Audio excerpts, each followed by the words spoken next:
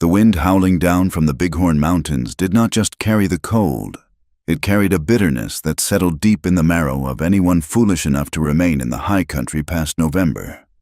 In the settlement of Granite Peak, the snow was already drifting against the rough-hewn timber of the storefronts, turning the muddy thoroughfare into a frozen, chaotic sculpture of rutted wagon tracks and horse manure. Sarah Miller pulled her woolen shawl tighter around her shoulders, though the fabric was worn thin and offered little defense against the Wyoming winter. The bundle in her arms shifted, a small, muffled whimper escaping from the layers of flannel.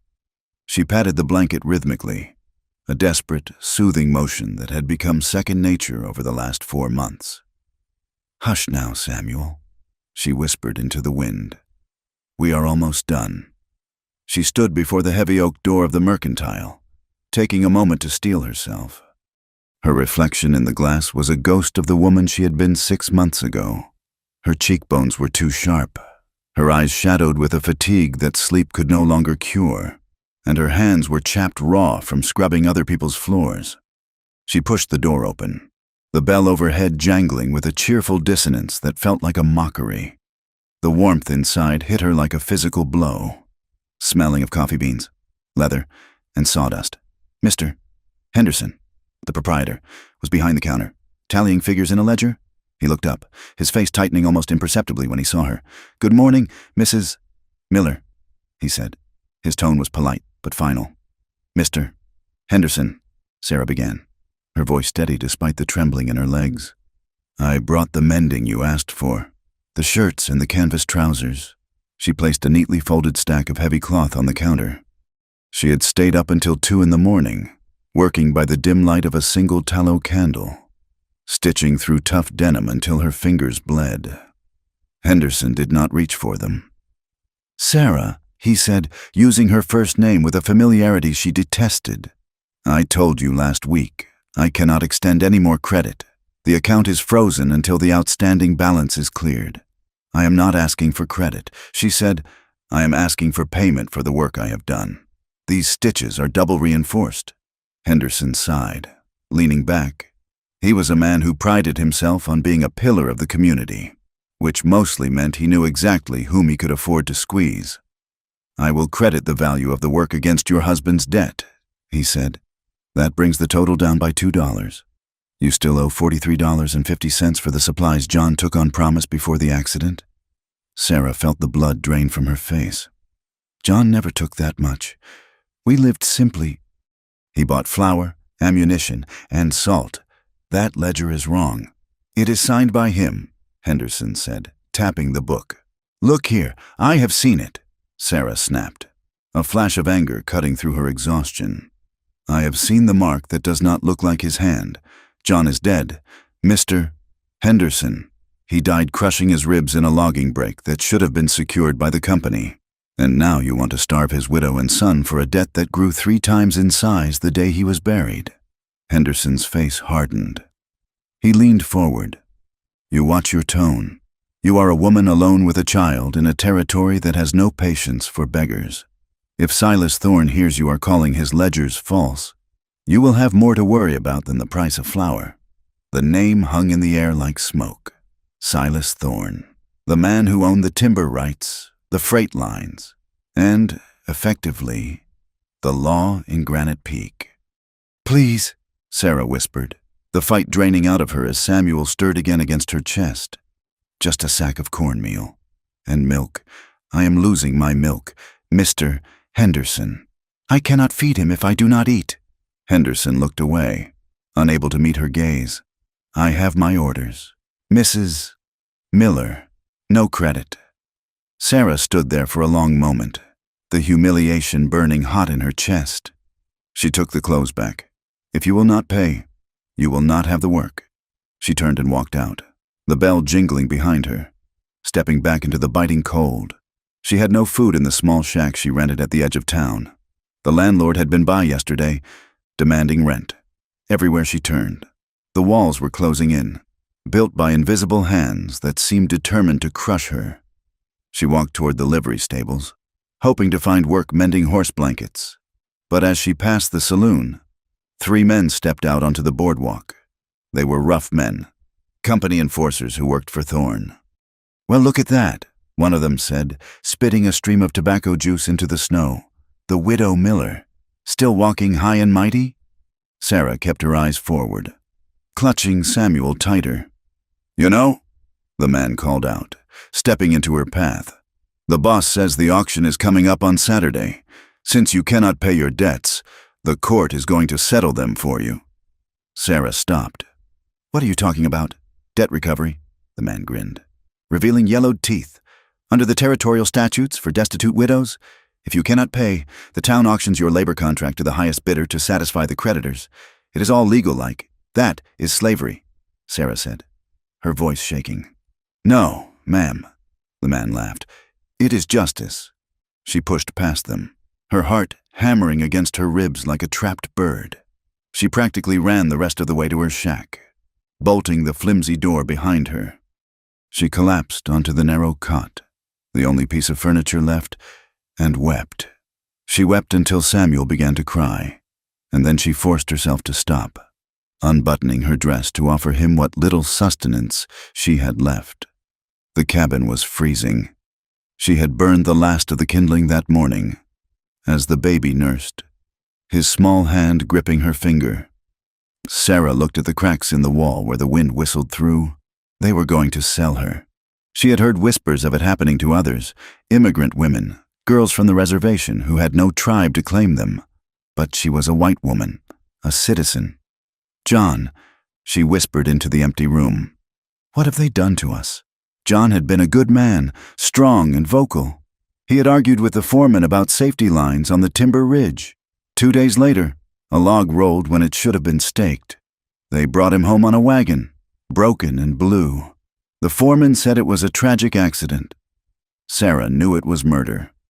And now, the same men who killed him were coming to consume what was left of his family. 3 days later, the summons came. It was not a request. The sheriff, a man named Cobb, who had long ago sold his badge to Silas Thorne, knocked on her door at sunrise. "Time to go." "Sarah," Cobb said, not unkindly, but with the weary detachment of a man just doing a job. "The judge is sitting at the town hall." "I am not going," Sarah said, holding Samuel. "You don't have a choice," Cobb said. "If I have to drag you, I will. And if you fight, the county takes the boy as a ward of the territory." That threat froze her blood. She put on her best dress, a gray calico that was frayed at the hem, and wrapped Samuel in every blanket they owned. She walked with her head high, flanked by the sheriff, marching toward the center of town like a condemned prisoner walking to the gallows. The town hall was a large, drafty building that doubled as a church on Sundays. Today, it felt like neither. It smelled of wet wool, unwashed bodies, and stale tobacco. The benches were filled with men, miners, trappers, laborers, and the wealthy elite of Granite Peak. In the front row sat Silas Thorne, a man with a face like a hawk and eyes that counted coins before they saw people. Sarah was led to the front, near a raised platform. To her horror, she saw she was not alone. 2 other women were there. One was a young Irish girl, weeping openly. The other was an older woman, stoic and hard, likely a laundress who had fallen behind on rent.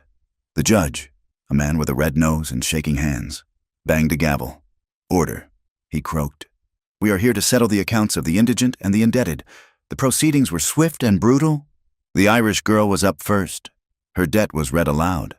$20. A saloon keeper bought her contract for 6 months of kitchen labor for $25. She was led away, sobbing. Then it was Sarah's turn. Sarah Miller. The judge read, "Widow of John Miller. Outstanding debts to the Thorne Mercantile, the Granite Peak Land Company, and Dr. Evans. Total debt, $112. A murmur went through the room. It was a fortune. No one could pay that off with scrubbing floors. Mrs. Miller has no assets. The judge continued. Therefore, her labor contract is up for auction. The term is indefinite until the debt is satisfied with interest. Sarah stepped onto the platform. The floorboards creaked. The room went silent. She could feel the eyes of 50 men crawling over her. They were not looking at her hands, wondering how well she could sew. They were looking at her waist, her face, the curve of her neck. She felt naked, despite the layers of wool. Samuel, disturbed by the noise and the tension, began to wail. His cry was thin and hungry. "Make the brat quiet," someone shouted from the back. Sarah rocked him, desperate. "Shh, shh. Samuel, please." He would not stop. He was hungry. The stress had delayed her milk, and he was frantic. "Judge!" Silas Thorne stood up. His voice was smooth, like oil over gravel. "We cannot have this racket. It disrupts the proceedings. Perhaps the mother should attend to the child so we can see what we are bidding on." There was a cruel laughter in the room. Sarah looked at the judge. "Please, may I step down?" "No," the judge said, looking at Thorne for approval. "Just quiet him. Woman, do what you must." Sarah looked at the sea of faces. She had no bottle. She had no choice. Her face burned with a heat that had nothing to do with the wood stove in the corner. Trembling, her hands shaking so hard she fumbled with the buttons. She undid the top of her bodice. She turned slightly away, trying to shield herself with the shawl. But the angle of the platform left her exposed to half the room. She brought Samuel to her breast. As he latched on, the room fell into a heavier, darker silence. It was not a respectful silence. It was a predatory one. She stood there, a mother feeding her child, turned into a spectacle for a room full of men who saw her only as a commodity. Tears, hot and stinging, pricked her eyes, but she refused to let them fall. She fixed her gaze on a knot in the pine wall, willing herself to turn to stone. "I am a statue," she told herself. "I am not here. I am far away." $112, the auctioneer called out. "Do I hear an opening bid of 50? 50, a voice shouted. It was the owner of the brothel at the edge of town. Sarah flinched. 60, Silas Thorne said calmly. "I need a housekeeper." The bidding continued, slow and taunting. They were discussing her as if she were a broodmare. $80. The brothel owner shouted. 90. Thorne countered. Then Thorne raised a hand. "However," he said, his voice carrying to the back of the room, "I am bidding on the woman. The child is a hindrance. He will eat into the profits of her labor. I propose the debt be split. The county orphanage can take the boy. It will make the mother more focused." Sarah's head snapped up. She broke her stare with the wall. "No!" she screamed. The judge looked at Thorne. "It is a reasonable request. The child is a ward of the state if the mother cannot support him." "You cannot take him," Sarah cried, clutching Samuel so tight he unlatched and began to scream again. "I will not let you. Order!" The judge banged the gavel. "Separating them increases the value of the contract," Thorne said coldly. "I will pay $100 for the woman alone." The sheriff stepped forward, reaching for Sarah's arm. "Hand him over, Mrs. Miller. It is for the best." "No!" Sarah kicked at the sheriff, backing away until she hit the wall of the stage. "Do not touch him." The room was in chaos. Men were laughing, shouting for the sheriff to take the kid. Thorne looked smug, victorious. He had broken her husband, and now he was breaking her. $200. The voice was not loud, but it cut through the noise like a rifle shot. It came from the very back of the room, from the shadows near the heavy double doors. The room quieted, heads turning. Leaning against the door frame was a man who looked like he had been carved out of the mountain itself. He was tall, his shoulders broad under a coat made of heavy buffalo hide. His hair was long, tied back with a leather thong, and a beard covered the lower half of his face, but it could not hide the jagged scar that ran from his temple to his jaw. He wore buckskins that were stained with grease and pine pitch, and a heavy Bowie knife hung at his belt. It was Elias Vance, the tracker, the mountain man. The townspeople whispered about him, that he had lived with the wolves, that he had killed a man in Colorado with his bare hands, that he worshipped pagan gods in the deep timber. He came to town only to trade pelts, speaking to no one, his eyes always scanning the horizon. The auctioneer blinked. Did you say $200, Mr. Vance? For the pair, Elias said. He pushed off the wall and walked down the center aisle. The crowd parted instinctively, the smell of wood smoke and old blood following him. He did not look at the men. He looked only at Sarah, his eyes dark and unreadable. Thorne sneered. This is a debt auction. Vance, not a charity ward. You do not have that kind of money. Elias stopped at the foot of the platform. He reached into a pouch at his belt and upended it onto the clerk's table. Gold dust and nuggets spilled out, along with a roll of thick, high-quality beaver pelts that thudded heavily against the wood. Weigh it, Elias said. The clerk scrambled to the scale. He piled the gold on. His eyes widened. It is over 200. Your Honor, nearer to 300 in raw weight. Thorne's face turned purple. This is preposterous. The man is a savage. He lives in a hovel 3 days' ride from civilization. It is not a suitable environment for a white woman and a child. Is a brothel suitable? Elias asked. His voice was a low rumble, like distant thunder. Or your house? Thorne, where debts seem to grow while men die. Thorne bristled. I bid 250. 300, Elias said instantly. The room gasped. $300 could build a house. It could buy a herd of cattle. Thorne hesitated. He was a businessman. The woman was a prize. A way to punish John Miller even in death, but she was not worth $300. You are a fool. Thorne spat. She is scrawny and weak. Elias ignored him. He looked at the judge. Sold? The judge looked at the gold, then at Thorne, then at the size of the knife on Elias's belt. Sold. The judge banged the gavel. To Elias Vance, $300. The silence that followed was heavy. Elias stepped onto the platform. He did not smile. He did not look triumphant. He looked grim. He took off his heavy buffalo coat. Cover yourself, he said to Sarah. Sarah was frozen, her heart racing so fast she thought she might faint. She fumbled to button her dress, her fingers numb. Elias gently placed the heavy coat over her shoulders. It weighed 20 pounds, smelling of earth and animal musk, but it was instantly, incredibly warm. Can you walk? He asked. She nodded, though she wasn't sure. Come then, he said. He turned to the crowd. If any man follows us, Elias said, his voice pitching to reach every corner of the room. If any man thinks to question this sale or come looking for a refund, I will leave him for the crows. He placed a hand on the small of her back, not grabbing, just guiding, and steered her off the platform. Wait, the sheriff said, stepping forward. You need to sign the papers. The contract. There is no contract, Elias said without stopping. I bought the debt. The debt is paid. He led her down the aisle. The men stared, some with jealousy, some with disgust. Rumors were already starting. Why would a mountain hermit pay a fortune for a widow? What depravities did he have in mind that required such a price? Sarah heard the whispers. Bought her, just like a heifer. Savage takes a bride. She felt a wave of nausea. She had been saved from Thorne. Yes, but for what? She looked up at the man beside her. His profile was hard, his jaw set. He was a stranger, a dangerous stranger, and he now owned her. They pushed out into the cold air. The wind had picked up, snow swirling violently. Tied to the rail was a massive roan horse and a sturdy pack mule loaded with supplies. Elias lifted Sarah effortlessly.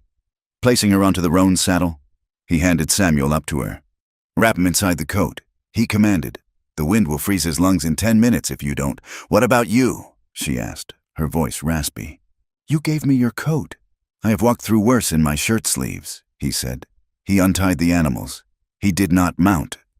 He took the reins of her horse and began to walk, leading them toward the north road, toward the mountains that loomed like black teeth against the gray sky. Where are we going? Sarah asked, panic finally finding its voice. Away from here, Elias said. But where? You cannot just take me into the wilderness. I have a baby. Elias did not look back. If you stay here, Thorne will find a way to have you arrested by morning, or the sheriff will decide the boy needs a guardian after all. The only safety is distance. He set a brutal pace. Sarah clutched the pommel of the saddle with one hand and Samuel with the other. The town of Granite Peak faded into the whiteout behind them. The sounds of civilization, the church bell, the blacksmith's hammer, were swallowed by the wind. They walked for hours. The terrain shifted from the muddy tracks of the mining district to the pristine, untouched snow of the foothills. The trees grew thicker, towering pines that blocked out the fading light. The cold was a physical weight. Sarah's feet were numb in her thin boots, but the buffalo coat kept her core and the baby warm. She watched the man walking ahead. He moved with a strange grace for someone so large, placing his feet carefully, his head constantly turning to scan the trees. He had paid $300 for her. "Why? Is it true?" she called out over the wind. He stopped, turning to look at her. His beard was frosted with ice. "Is what true? That you bought me? Am I your property now?" Elias looked at her for a long time. His eyes were the color of slate, unreadable and distant. "You are no one's property. Mrs. Miller," he said. "Then why?" "Because," he said, turning back to the trail and pulling the horse forward. "I saw a mother nursing her child, and I saw a room full of men who wanted to tear that apart." He paused, his back to her.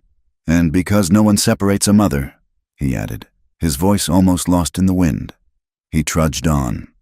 Sarah sat in the saddle, the snow gathering on her shoulders. She was terrified.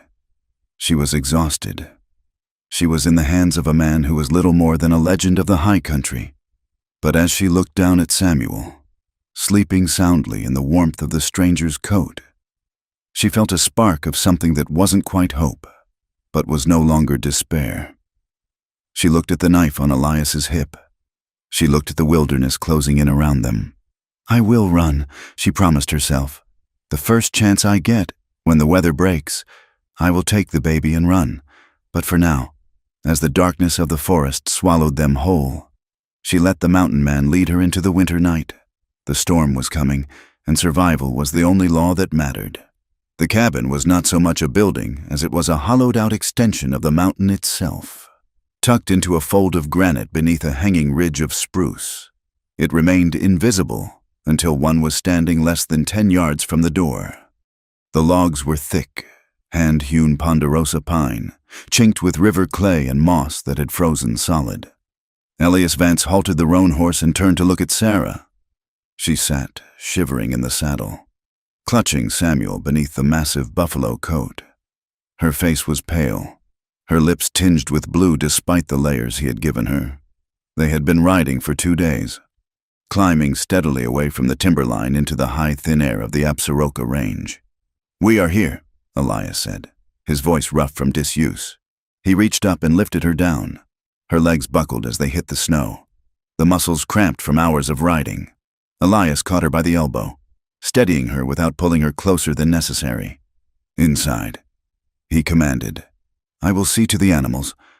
Sarah stumbled toward the door. It was heavy, swinging on leather hinges, and opened into a single room that smelled of cured tobacco, dry sage, and ancient wood smoke. It was dark, lit only by the gray light filtering through a scrap of oilskin stretched over the single window. She saw a stone hearth, a rough table, a few shelves lined with tin canisters, and a bed frame in the corner piled high with furs. She stood in the center of the room, clutching her son, her heart hammering a frantic rhythm against her ribs. This was it. This was the moment the transaction was completed. He had brought her to the middle of nowhere, where no sheriff or neighbor could hear her scream. The door creaked open behind her. Elias entered, carrying the saddlebags and a heavy armload of firewood. He kicked the door shut against the wind. He did not look at her. He went straight to the hearth, kneeling to arrange the kindling with practiced, efficient hands.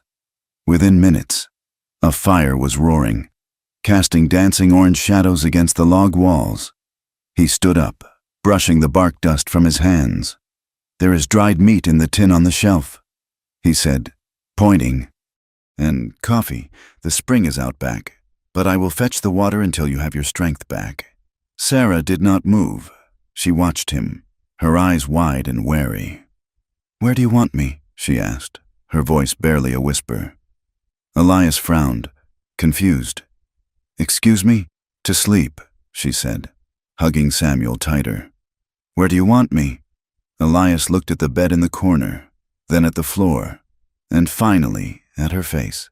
The realization of what she was asking, and what she expected, darkened his expression. A muscle feathered in his jaw. He pointed to the bed. "You sleep there. The boy needs the warmth." "And you?" Sarah asked.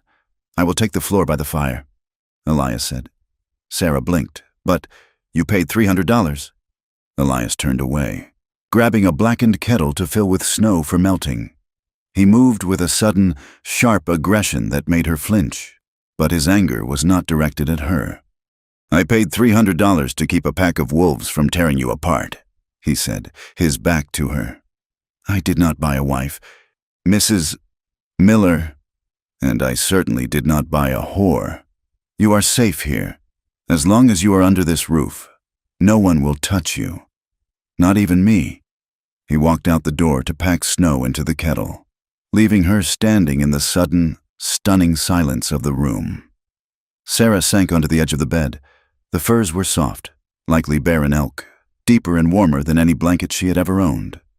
She laid Samuel down, unwrapping him from the cocoon. He was pink and warm, blissfully unaware of the terror that had defined his mother's last 48 hours. She sat there, staring at the closed door. She wanted to believe him. God, she wanted to believe him. But the world had taught her that men did not give things away. Kindness always had a ledger attached to it. She reached into her pocket and touched the small, sharp sewing scissors she had managed to keep hidden. If he tried anything, she would not make it easy. The first week passed in a blur of survival and tension. The cabin was a fortress against the winter, but the cold was a constant. Prowling beast waiting for the fire to die down. Life here was stripped to its bones. There was no commerce, no society, only the immediate demands of the body. Wood had to be chopped, water had to be hauled, the chamber pot had to be emptied, and above all, the baby had to be fed. Sarah found that her milk was struggling to return. The stress and lack of food in town had nearly dried her up.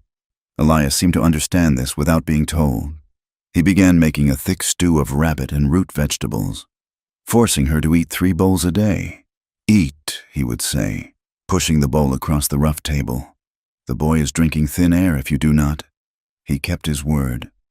He slept on a pile of blankets near the door, his rifle always within arm's reach. He gave her privacy when she nursed, turning his back or stepping outside to check the weather. He never touched her. If they passed each other in the small space, he would shrink back, making himself smaller to avoid brushing against her skirt. Yet, Sarah remained on guard. She watched him through lowered lashes as she mended his torn shirts. She saw how he moved. Quietly, deliberately. He was a man of immense physical capability. She watched him split logs with a single, fluid swing of the axe, the wood flying apart with a violence that made her shudder. He could snap her neck with one hand. The fact that he didn't only made the waiting worse. One afternoon, a storm blew in from the north, burying the cabin in 4 feet of snow. The wind shrieked like a banshee, rattling the heavy door on its hinges. The temperature plummeted, even with the fire roaring. Sarah could see her breath in the room. Samuel was fussy, crying with a thin, irritated wail that grated on the nerves. Sarah paced the floor, rocking him. "Shh, Samuel, please, quiet now." Elias was sitting by the fire, whittling a new trigger mechanism for a trap. He stopped, the knife hovering over the wood. "Is he sick?" Elias asked. "No," Sarah said, defensive. "He is just cold, and maybe he senses the storm." Elias stood up. He walked over to the corner of the room where a pile of old, soft deerskins lay. He picked one up and began to cut it into strips with his knife. "What are you doing?" Sarah asked. Making the draft stop, he said, he went to the window, where the wind was whistling through a hairline crack in the frame. He used the tip of his knife to jam the leather strips into the gap, sealing it tight. Then he went to the door and hung a heavy bear hide over it, nailing it into the header. The difference was immediate. The whistling stopped. The room held the heat. "Give him to me," Elias said, holding out his hands. Sarah recoiled, clutching Samuel. "No, you are exhausted." "Sarah," Elias said. He used her name for the first time in days. "You are gripping him so tight you are scaring him. Let me hold him while you drink some water." Sarah looked at his hands, large, scarred, stained with walnut juice and gun oil. Then she looked at his eyes. There was no malice there, only a tired sort of patience. Slowly, she held the baby out. Elias took the infant. His hands engulfed the child's small body. He did not hold him awkwardly, as many men did, like a sack of grain. He cradled the head, supporting the neck, and tucked the bundle into the crook of his arm against his chest. He began to walk the small perimeter of the room, humming a low, vibrating tune that had no words. Samuel, sensing the deep rumble of the man's chest and the solid warmth, stopped crying almost instantly. His eyes blinked open, staring up at the beard that hung above him. Sarah watched, stunned. She sank onto the bench, her legs trembling. "You have done this before," she said softly. Elias stopped pacing. His back was to her. He looked down at the baby in his arms, his thumb brushing the soft curve of Samuel's cheek. "I had a son," he said. His voice was so low she almost missed it. "What happened to him?" Sarah asked, the question slipping out before she could check herself. Elias stared into the fire. It was the winter of '68, in the Dakota Territory. Smallpox came through the trade forts. It took my wife, Mary. In 2 days, the boy, Jacob. He lasted a week. He turned to look at her. The grief in his eyes was not fresh. It was ancient, a canyon carved by a river that had long since dried up. But it was deep. "I was out trapping when the fever started," he said. "When I came back, the fire was out." Sarah put a hand to her mouth. "I am so sorry." Elias looked back at Samuel. He was about this size, maybe a little bigger. He walked over and gently placed the sleeping baby back into Sarah's arms. "That is why I live out here. Mrs. Miller," he said, his tone hardening again, closing the door on the moment of vulnerability. "The towns have nothing for me but disease and noise. And that is why I will not let a child be taken from his mother while I have breath in my lungs." He put his coat on and went outside into the blizzard, leaving Sarah alone with the realization that the monster she feared was just a man broken by the same cruel world that was trying to break her. The thaw came 2 weeks later, turning the snow into a heavy, wet slush that made travel difficult but not impossible. With the change in weather came a change in the air, a tension that Sarah felt before she saw it. Elias became restless. He spent hours on the ridge above the cabin, scanning the valley with a brass telescope. He checked his rifles every night, cleaning and oiling them until the metal gleamed. "What is it?" Sarah asked one evening as he sharpened his knife for the 3rd time. "Tracks," Elias said. "What kind of tracks?" "Shod horses," he said. 3 of them. They were on the lower ridge yesterday. Today. They are closer to the creek. Who are they?" Elias looked at her. "Thorne does not like to lose." "Sarah, he considers you stolen property, and he considers me a thief. He has sent men to recover his investment." Panic, cold and sharp, spiked in Sarah's chest. "Will they find the cabin?" "Eventually," Elias said. "This valley is hidden, but if they have a good tracker, they will find the smoke or the path to the spring." He stood up. "Pack everything. We leave at first light. Where do we go?" "Deeper," he said. "There is a cave system up near the timberline, behind the waterfall on Granite Creek. They cannot ride horses there. We will have to climb." The next morning, they abandoned the safety of the cabin. Elias loaded the mule with only the essentials: blankets, ammunition, dried food, and the heavy buffalo coat. He doused the fire and scattered the ashes, covering their tracks as best he could. The climb was brutal. The snow was knee-deep in places, wet and heavy. Sarah carried Samuel in a sling Elias had fashioned from a blanket, strapped tight to her chest. She struggled for breath in the thin air, her boots slipping on the icy rocks. Elias moved ahead, breaking the trail. Every few hundred yards, he would stop and offer her a hand, pulling her up the steep inclines. His grip was iron hard, but he never rushed her. "Rest," he would say, watching her chest heave. "Breathe through your nose. It warms the air." By midday, they reached a narrow ledge that skirted the side of a gray cliff. Below them, a drop of 500 feet fell away into a canyon of jagged pine tops. "Do not look down," Elias instructed. "Look at my back. Step where I step." Sarah pressed herself against the rock wall. She was terrified of heights, but the fear of the men behind them was greater. She moved inch by inch. Suddenly, a gunshot echoed through the valley. It was distant, a flat crack that rolled off the stone walls. Elias froze. He dropped to a crouch, pulling Sarah down with him. "They are closer than I thought," he whispered. He pointed down into the valley. Through the trees, Sarah could see 3 small figures on horseback, navigating the snow-choked trail they had just left. "They found the cabin," Elias said. "They are firing to flush us out, or to signal." He looked at Sarah.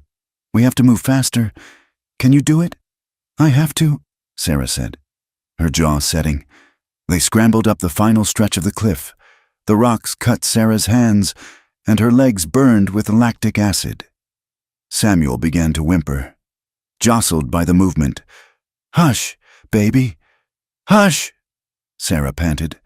They reached the mouth of the cave just as the sun began to dip behind the peaks. It was a shallow recess behind a curtain of ice where a frozen waterfall hung suspended in time. It was cold, damp, and smelled of wet stone, but it was defensible. Elias unloaded the mule quickly, pushing the animal into a deeper alcove. He set up a small perimeter of rocks and laid out his rifle. "Stay back," he told her. "If they come up that trail, I will see them long before they see us." Night fell, bringing a darkness so absolute it felt heavy. They dared not light a fire. The glow would be visible for miles. They sat huddled together at the back of the cave, wrapped in the buffalo coat and every blanket they had. The cold was biting, a physical pain that gnawed at their extremities. Sarah shivered violently, her teeth chattering.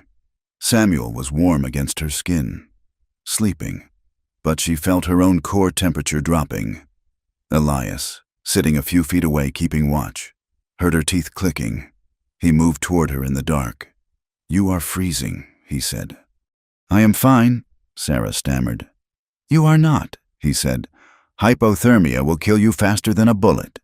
He hesitated for a moment, the silence stretching. Then he moved next to her. "Open the coat," he said quietly. Sarah stiffened. "What? Body heat, Mrs. Miller. It is the only way." She hesitated, the old fear flaring up, but the cold was agonizing. Slowly, she opened the heavy buffalo robe. Elias slid in beside her. He did not face her. He sat with his back against the stone wall, pulling her back against his chest. He wrapped the coat around both of them, enclosing Sarah, Samuel, and himself in a single cocoon of fur and warmth. His body was a furnace. The heat radiating from him was shocking. Sarah felt herself relaxing involuntarily, her frozen muscles unspooling in the presence of his strength. He was stiff at first, holding his arms carefully away from her, as if afraid to make contact, but as the wind howled outside the cave, he settled. One of his arms came around her to hold the coat closed, his hand resting near her shoulder but not touching it. They sat like that for a long time, the only sound the breathing of the baby and the wind. "Why do they hate you?" Sarah asked into the dark. Her head was resting near his shoulder. "Because I do not need them," Elias said. His voice rumbled against her back. "Men like Thorn, they need everyone to need them. They need you to owe them money. They need you to be afraid of their laws. When a man walks away and says, 'I will live by my own laws,' it insults them. It scares them." He paused. "And because I look like this, the scar, the way I live, it is easier to call me a monster than to admit I am just a man who wants to be left alone." "They call me ruined," Sarah whispered. "Because of the auction. Because I am here with you." They say I am a fallen woman. Elias's arm tightened slightly around the coat. You fell nowhere. Sarah, he said fiercely. You were pushed. There is a difference. He shifted slightly, and his cheek brushed against her hair. Do not let them name you, he said. You are the woman who stood in front of 50 men and fought for her child. That is the only name that matters. Sarah felt a lump rise in her throat. Tears pricked her eyes, hot and sudden. For months, she had been treated like trash, like a problem to be solved or a body to be used. This man, this stranger who smelled of pine resin and gunpowder, was the first person to speak to her with honor. Thank you, she whispered. She felt him exhale, a long, slow breath. Sleep, he said. I will watch. She did not think she could sleep, not with the danger below and the strange intimacy of his body against hers. But the warmth was narcotic. She felt safe. For the first time since John died, she felt entirely, completely safe. She leaned back against him, letting her head rest on his chest. She felt his heart beating, slow, steady, and strong. Good night, Elias, she said. Good night, Sarah. In the darkness of the cave, high above the world that wanted to destroy them, the distance between them closed. It was not a romantic embrace. Not yet. It was something deeper. It was the pact of survival. It was the acknowledgement that out here, in the savage dark, they were the only light the other had. As Sarah drifted off, she felt Elias's hand move. He did not grope her. He simply shifted his hand to rest over hers, where she clutched the baby. A large, rough hand covering her small, cold one, a shield. He did not pull away, and neither did she. The descent from the high country was a journey through the thawing bones of winter. The snow line receded as they moved south, replaced by the slick, churning mud of the foothills. The air grew heavier, smelling of wet pine needles and earth that was waking up after a long freeze. Elias Vance rode the roan horse, his rifle resting easily across his saddle horn. Sarah walked beside the mule for a spell to stretch her legs. Samuel strapped to her chest in the sling.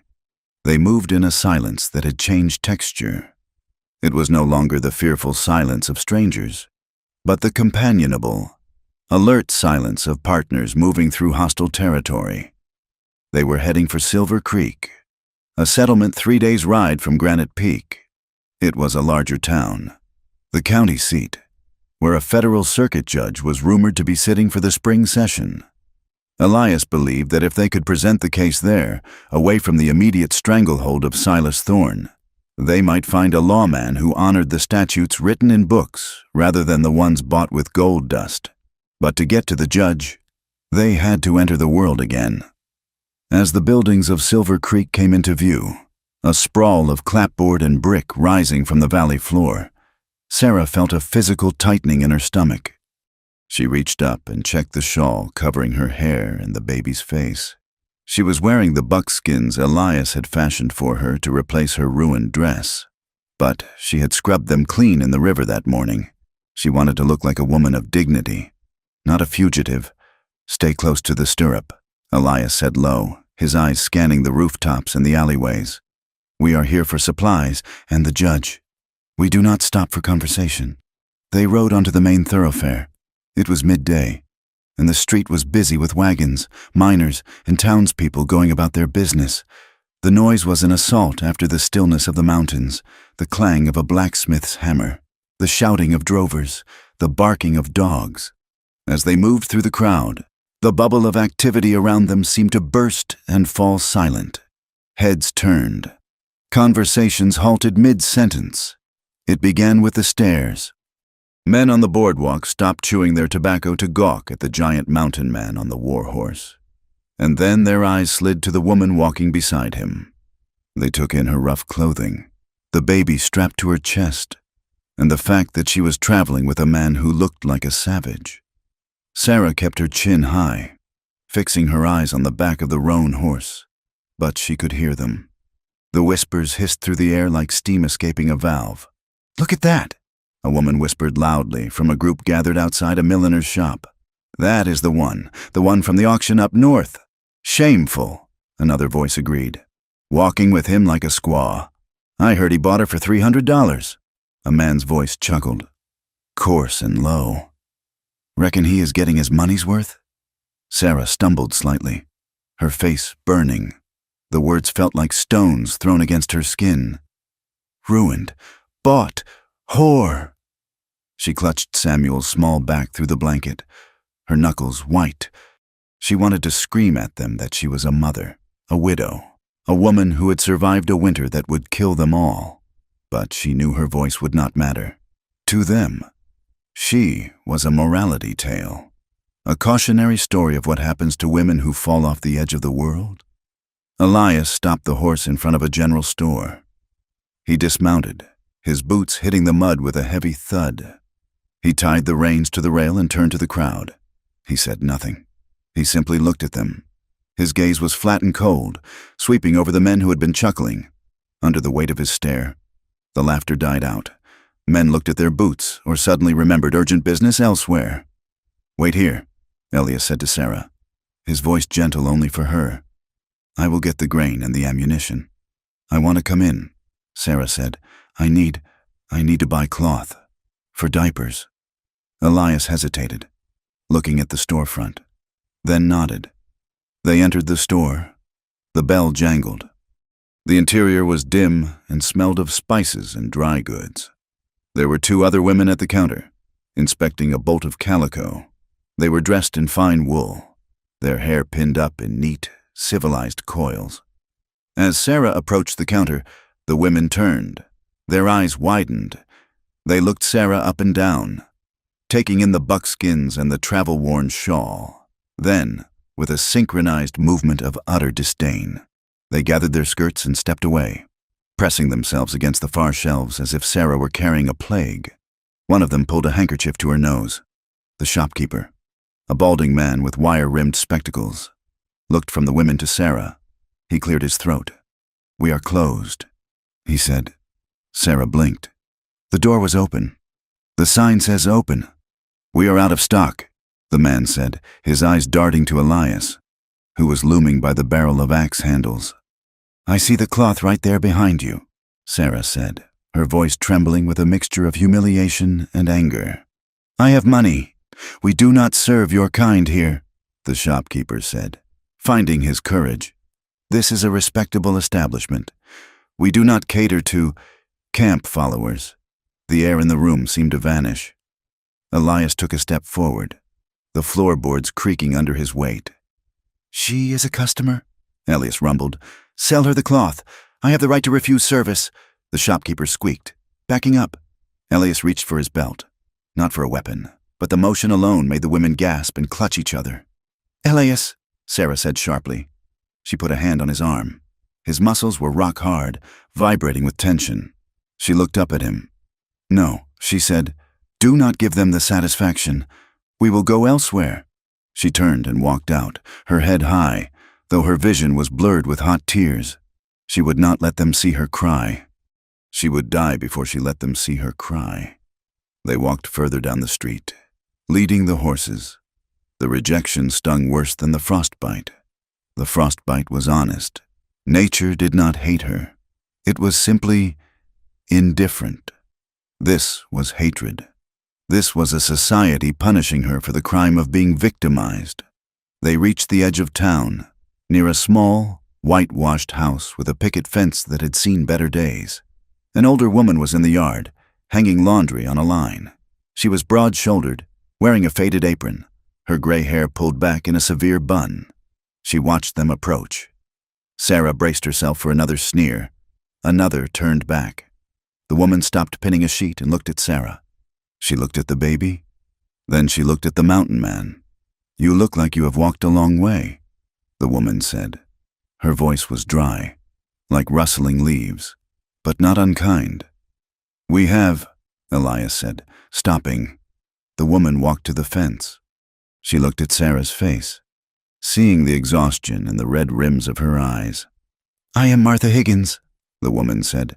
My husband was the sheriff here for 20 years before he passed. I know a fugitive when I see one, and I know a woman in trouble when I see one. You two look like both. We are not fugitives, Sarah said, though she felt like one. "We are seeking the judge." "Judge Holloway is fishing down at the creek," Martha said. "He will not be back until sundown." She opened the gate. "Come inside. I have fresh bread, and I suspect that baby needs changing on something other than a saddlebag." Sarah hesitated, looking at Elias. He gave a barely perceptible nod. "Thank you," Sarah whispered. Inside, the house was small but scrubbed clean. Martha Higgins bustled about, setting a kettle on the stove and cutting thick slices of bread. She did not ask prying questions. She simply provided. She gave Sarah a basin of warm water and a clean flannel cloth for Samuel. It was such a small thing, warm water and a kind word, but it nearly undid Sarah.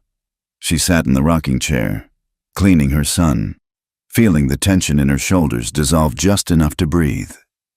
"You are the one from Granite Peak, aren't you?" Martha asked, handing Elias a mug of black coffee. "The news travels on the freight wagons. They say a mountain man stole a woman from the auction block." "I did not steal her," Elias said quietly. "I paid." Martha sat down opposite them.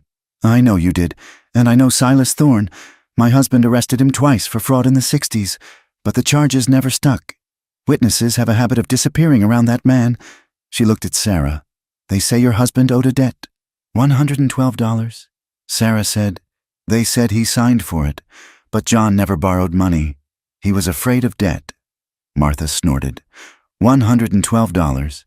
That is a specific number. It is exactly the cost of a filing fee and survey for a mining claim on the upper ridge. Sarah froze. "What?" Martha leaned forward. "My nephew works in the land office in Cheyenne. He was here last week. He told me the Thorne Company just filed a claim on a parcel of land north of Granite Peak. Said they acquired the rights from a defaulter. The geology report said there was a coal seam thick enough to power the trains for 50 years. Sarah's hands began to shake. "John found coal?" she whispered. "2 days before he died, he came home with black dust on his boots. He said our luck was about to change. He said he was going to file a claim." Elias set his mug down. The sound was loud in the quiet kitchen. "He did not die in an accident," Elias said. His voice was a low growl. "He found the coal. Thorne found out. Thorne had him killed, forged the debt to seize the assets, and then auctioned you to clear the loose ends." The room spun around Sarah. It was not just exploitation. "It was a conspiracy. They had murdered her husband for rocks in the ground, and then they had tried to sell her to cover the paper trail." "He was murdered," Sarah said, the realization settling in her gut like cold lead. "They killed him, and then they made me stand on that stage." She looked at Martha. "Is the auction legal?" Martha shook her head. "There is no law in this territory that allows a human being to be sold for debt. It is something Thorne and his crooked judge made up to scare the ignorant and the poor. It is kidnapping, plain and simple." Sarah looked at Elias. "You knew." "I suspected," Elias said. "Wolves do not hunt for sport. They hunt for hunger. Thorne was too hungry for it to be just about a grocery bill." Martha stood up. "If you go to Judge Holloway, you need proof. Thorne has the papers. He has the sheriff. I do not have papers," Sarah said. "I have nothing. You have yourself," Martha said sternly. "You are the witness. You are the proof of the crime. But you have to be willing to stand up in front of a town that has already decided what you are." They left Martha's house as the sun began to set, painting the sky in bruises of purple and red. They did not stay in town. It was too dangerous.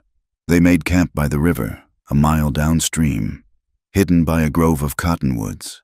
Elias built a small fire, keeping the flames low. Sarah sat on a log, staring into the embers. The rage was rising in her, hot and suffocating. Elias sat across from her, cleaning his rifle. The rhythmic snick-snick of the cloth rod was the only sound. "We can keep going," Elias said suddenly. Sarah looked up. "What?" "We do not have to see the judge," he said. "We can go south, to New Mexico or California. Thorne's reach does not go that far. You can start over. No one will know your name." "Is that what you want?" Sarah asked. "It does not matter what I want," Elias said. "I am used to running. I am used to being the thing people point at. But you—" "Sarah, you saw them today. The way they looked at you. If we fight this, it will get worse. They will drag your name through the mud. They will call you every name in the book. Let them, Sarah said. She stood up, pacing the small circle of firelight. For months, I thought I was unlucky. I thought the world was just hard. But it wasn't luck. It was a man who decided my husband's life was worth less than a coal seam. A man who decided my son should be an orphan so he could have a thicker wallet. She stopped and looked at Elias. If we run, Thorn wins. He keeps the land. He keeps the money. And he keeps doing it to other women. Elias watched her. The firelight caught the sharp angles of her face. She was no longer the terrified creature shivering on the auction block. She was hardening, like iron in a forge. I am not running. Elias, she said, I am going to see that judge, and I am going to make Silas Thorne pay for every minute I stood on that stage. Elias nodded slowly. Then we fight. Later that night, the bravado faded. The darkness of the river bottom felt vast and lonely. Samuel was asleep in his basket. Sarah sat wrapped in her blanket, the events of the day playing over and over in her mind. The women in the store, the shopkeeper's sneer. We do not serve your kind. She let out a small, choked sob. Elias was there in an instant. He did not hover. He simply sat down on the log beside her, close enough that she could feel his warmth, but not touching. Sarah wiped her eyes furiously. I'm sorry. I said I would be strong. You do not have to be stoned to be strong, Elias said quietly. It is the shame. Elias, she whispered, her voice breaking. I feel dirty. When those women looked at me, I felt like I was back on that platform, with my dress open, with those men bidding. I can still feel their eyes on me. It makes me want to crawl out of my skin. She turned to him, her eyes searching his face in the dim light. You were there. You saw me. Do you see what they see? A ruined thing. Elias turned to face her fully. The scar on his face was stark in the shadows, a map of his own survival. I see a woman who kept her child alive when the world wanted him dead. He said, I see a woman who walked through a blizzard without complaining. He leaned in slightly, his voice dropping to a rough whisper. When I saw you on that stage, Sarah, I did not see shame. I saw the only holy thing left in that town. The air between them seemed to charge, the crackle of the fire fading into the background. Sarah looked at him, really looked at him. For weeks, he had been her protector, her guard dog. But now, she saw the man. The loneliness in his eyes that matched her own. The gentleness that lived inside his massive, scarred hands. He had risked everything for her. He had spent his gold, ruined his reputation, and put his life on the line, asking for nothing in return. Trust was no longer a gamble. It was a certainty. Without thinking, she reached out, her fingers, rough from the cold, touched the side of his face. She traced the line of his beard, the edge of the scar near his temple. Elias went perfectly still. He stopped breathing. He looked at her with a mixture of terror and longing that broke her heart. Thank you, she whispered. She leaned forward. It was a slow movement, giving him 1,000 chances to pull away. He did not pull away. She pressed her lips to his. It was not a kiss of passion, not in the way the dime novels wrote it. It was tentative, tasting of smoke and tears. It was a question asked and answered. His lips were chapped, his beard rough against her skin. But he was incredibly warm. For a heartbeat. Elias responded. He leaned into her, his hand coming up to hover near her waist, his touch ghostly light. A sound, half groan, half sigh, escaped his throat. Then, gently, he pulled back. He did not pull away far, just an inch. His forehead rested against hers. His eyes were closed. Sarah, he breathed. I wanted to, she whispered. I wanted to, I know, he said. His voice was ragged. And God knows I wanted you to. He opened his eyes. They were dark, intense, but not like this. He said, not while you are hunted, not while you are afraid. I will not be another man who takes something from you because you have nowhere else to go. It is not payment. Elias, she said fiercely. I know, he repeated. But you are vulnerable. And I am. I am the man who bought you. Until you are free, truly free, with your own name cleared and your own life back, I cannot touch you. It would not be right. He took her hand, the one that had touched his face, and pressed a kiss into her palm. It was a gesture of such reverence it made her tremble more than the kiss on the lips had. When this is over, he said, looking into her eyes, when you are standing on your own 2 feet, ask me again. Sarah nodded, tears slipping down her cheeks. But they were not tears of shame this time. Okay, she whispered. When it is over.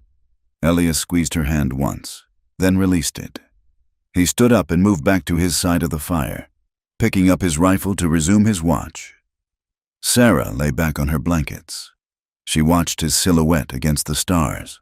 The physical distance between them had returned, but the emotional chasm was gone. They were no longer just survivors clinging to the same raft. They were a promise waiting to be kept. She closed her eyes, the memory of his lips on hers anchoring her against the fear of tomorrow. She was not ruined.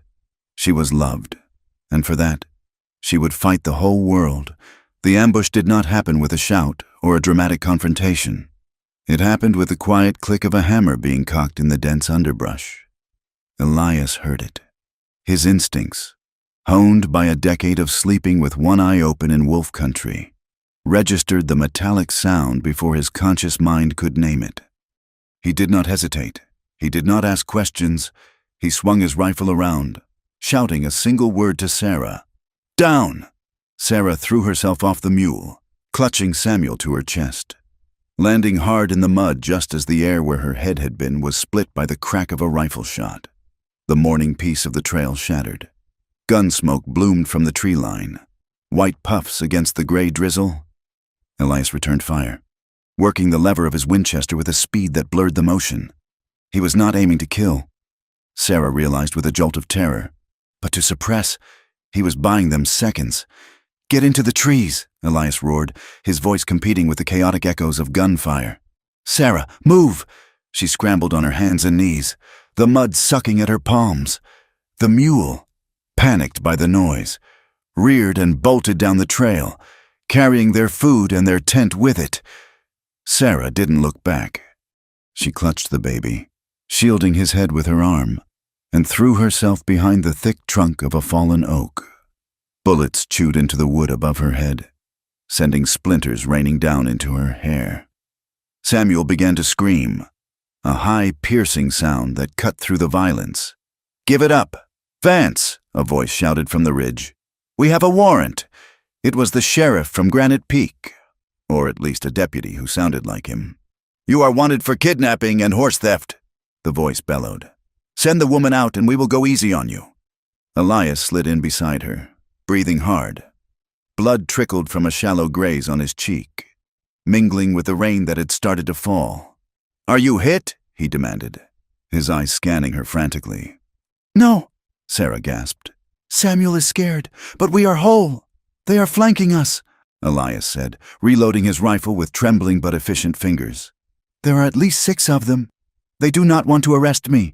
Sarah! They want to bury me here and drag you back to Thorn. He looked at the steep slope behind them. It was a tangle of blackberry thorns, slick rocks, and dense fog that rolled off the river bottom. We have to go up, he said, into the fog. They cannot track us if they cannot see us. But the mule... Sarah started.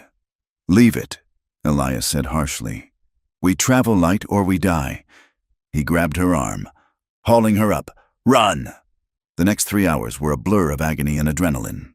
They climbed straight up the side of the ridge, slipping on wet leaves, tearing their clothes on brambles that hooked into their skin like claws.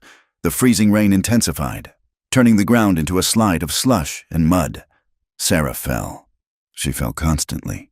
Each time, she twisted her body in midair to land on her shoulder or her hip, protecting the infant strapped to her chest.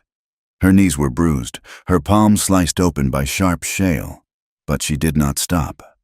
She could hear the men behind them, shouts, the crashing of heavy boots, the occasional blind shot fired into the mist. Elias was a force of nature. He moved behind her, covering their tracks, lifting her over ledges she could not reach, practically carrying her when her legs refused to work. But he did not treat her like baggage. He treated her like a soldier. Quiet. He would hiss, "Watch your footing. Breathe." They crested the ridge and descended into a rocky ravine that cut through the landscape like a wound. The fog here was soup thick, reducing the world to 5 feet of visibility. "We have to cross the creek," Elias whispered. The water was swollen with melt and rain, rushing white and angry over black rocks. It was freezing, melted snow from the high peaks. "If we go in there, we freeze," Sarah whispered, her teeth chattering so hard she could barely speak. "If we stay here, they catch us," Elias said. "The water hides the trail. It is the only way." He took the baby from her. "I will carry him high. You hold my belt. Do not let go." They stepped into the water. The cold was a physical shock, driving the air from Sarah's lungs. It swirled around her waist, heavy and powerful, trying to drag her downstream. She gripped Elias's leather belt with both hands, using his massive frame as an anchor against the current. They waded upstream for a mile, walking in the river to leave no footprints. Sarah's legs went numb. She could no longer feel her feet. She focused entirely on the back of Elias's coat, on the way he held Samuel high above his head, dry and safe, while he took the brunt of the freezing current. Finally, Elias turned toward the bank. He hauled himself out, then reached down and pulled Sarah up. She collapsed onto the mossy stones, shaking violently. Hypothermia was setting in. She knew the signs. The lethargy, the desire to just close her eyes. "Get up," Elias said. He did not offer comfort. He offered a command. "Sarah, get up. We have 2 miles to the shelter. If you stop now, you'll kill the boy." That worked. The mention of Samuel sparked a reserve of strength Sarah did not know she possessed. She forced her frozen limbs to move. She stood up. "I am moving," she stammered. "I am moving."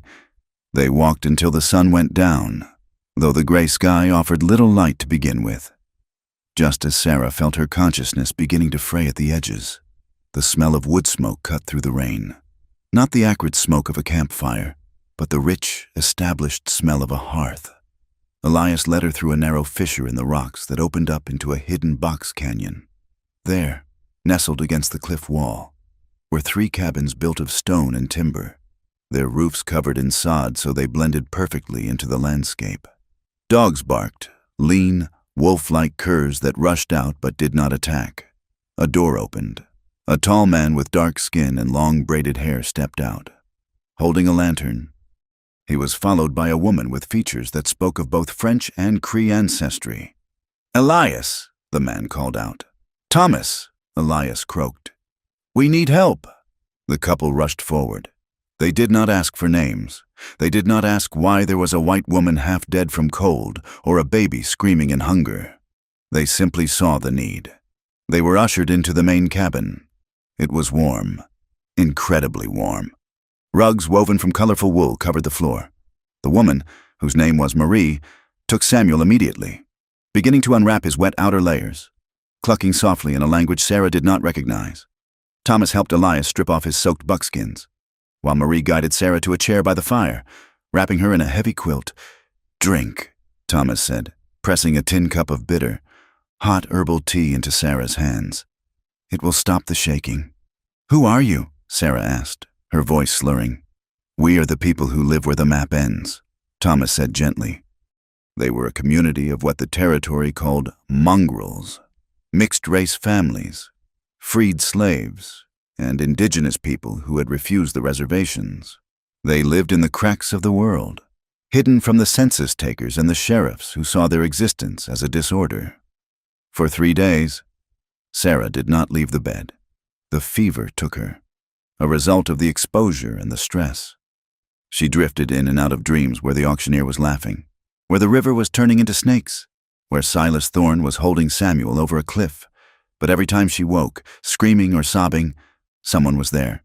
Sometimes it was Marie, pressing a cool cloth to her head. Sometimes it was Thomas, adding wood to the fire. But mostly, it was Elias. He sat in the chair by the bed, his presence a dark, solid anchor in the swirling chaos of her fever. He cleaned his gun. He whittled. He fed Samuel from a bottle Marie had found, using goat's milk sweetened with honey. When the fever finally broke on the fourth morning, Sarah woke to find the cabin quiet. Sunlight, weak but real, streamed through the window. She sat up, weak but clear-headed. Elias was asleep in the chair, his head tipped back, his mouth slightly open. He looked exhausted. Dark circles bruised the skin under his eyes, and his beard was unkempt. Sarah watched him for a long time. She saw the lines of worry etched into his forehead even in sleep. She realized, with a sudden, piercing clarity, that he had not just saved her life, he was sustaining it, pouring his own vitality into hers. She swung her legs out of bed. Her muscles protested, but she stood. She walked over to the cradle Thomas had carved, where Samuel was sleeping. He looked fat and happy. Elias stirred. His eyes snapped open, instantly alert. "You are up," he said, sitting up straight. "I am," Sarah said. "How long?" "4 days," he said. "We thought. We were worried." Sarah looked at him. "You stayed." "I said I would not leave you," he said simply. The recovery at the settlement changed everything. The dynamic of the refugee and the savior began to dissolve, replaced by something harder, more equal. As her strength returned, Sarah realized that her ignorance was a liability. She could not rely on Elias to be her shield forever. If the ambush had gone differently, if Elias had been shot, she and Samuel would have been helpless. "Teach me," she said one morning, finding Elias by the corral where he was chopping wood. "Teach you what?" "To shoot," she said. "To track. To do what you do." Elias rested the axe on the stump. "Sarah, you do not need to learn the trait of killing. That is why I am here." "And if you are dead?" she asked bluntly. "If that bullet last week had been 3 inches to the right? What happens to Samuel then? Do I wait for the wolves? Or do I wait for the sheriff to drag us back?" Elias looked at her, his expression tightening. He hated the thought of her hardening. He wanted to preserve some softness in her, some part of her that the frontier hadn't calloused over. "Please, Elias," she said. "I am done being a passenger in my own life." He sighed, a long release of breath, and nodded. "Get your coat." They went to a ridge a mile from the settlement. Elias set up tin cans on a log 50 yards away. He handed her the Winchester. It was heavy, smelling of oil and steel. "It kicks," he warned. "Pull it tight into your shoulder. If you hold it loose, it will bruise you. If you hold it tight, it becomes part of you." The first shot went wild, the recoil slamming into her shoulder so hard she nearly dropped the weapon. Tears of pain sprang to her eyes. "Again," Elias said. She fired until her shoulder was black and blue, until her ears rang, until she could hit the can 3 times out of 5. Over the next 2 weeks, the lessons expanded. He taught her how to read the ground, how to tell the difference between a deer track and a man's boot print, how to see the disturbed grass that meant someone had passed through hours ago. He taught her how to dress a rabbit, how to find dry wood in a rainstorm, how to listen to the silence of the woods to hear when it was broken. Sarah absorbed it all with a hunger that bordered on desperation. She cut her hair shorter, to her shoulders, so it wouldn't catch in the brush. She wore trousers Marie had sewn for her. She walked with a different stride, heavier, more grounded. She was becoming a creature of the wild, not by choice, but by necessity. But as Sarah grew stronger, Elias grew more distant. He spent long hours patrolling the perimeter of the canyon. He stopped eating with her and the other families in the communal hall, preferring to eat alone by the fire in their small guest cabin. One evening, Sarah found him sitting on a rock overlooking the valley. The sun was setting, casting long, bloody shadows across the snow-capped peaks. "You are avoiding me," she said, standing behind him. "I am keeping watch," he said without turning. "There are sentries posted. Elias, you are avoiding me." He turned then. His face was tormented. "I am thinking about leaving," he said. The words hit her like a physical blow. "What?" "Thomas has a cousin in Oregon," Elias said, speaking quickly as if he had rehearsed the speech. "A fruit orchard. It is civilized, safe. I can give you the rest of the gold. You and Samuel can take the wagon train west. You can change your name. You can have a life. And you? Sarah asked, her voice rising. I will stay here. I will draw them out. If I make enough noise, Thorn's men will follow me. They will forget about you. You are trying to be a martyr, Sarah said, stepping closer. You think if you die leading them away, you have done your job. You think that is what love is.